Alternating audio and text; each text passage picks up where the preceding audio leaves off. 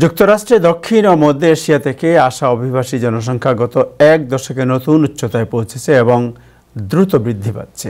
যুক্তরাষ্ট্রের census bureau of আদমশুমারি অধিদপ্তরের সাম্প্রতিক প্রকাশিত তথ্য অনুসারে 2010 এবং 2022-এর মধ্যে যুক্তরাষ্ট্রে দক্ষিণ ও মধ্য এশিয়া থেকে আসা অভিবাসীদের সংখ্যা 19 লাখ থেকে বেড়ে প্রায় 46 লাখে পৌঁছেছে, যা প্রায় 60% বৃদ্ধি।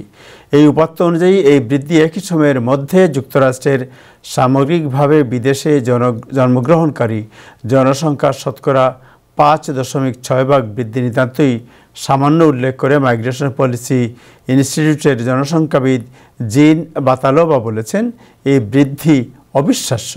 সেন্সাস ব্যুরো 9 এপ্রিল এর রিপোর্ট অনুযায়ী 2022 সালে যুক্তরাষ্ট্রের মোট বিদেশি জন্মানো জনসংখ্যা ছিল 4,62 লাখ বা মোট জনসংখ্যার প্রায় 14%, যেখানে 2010 সালে ছিল 4 কোটি, যা মোট জনসংখ্যার প্রায় 13%।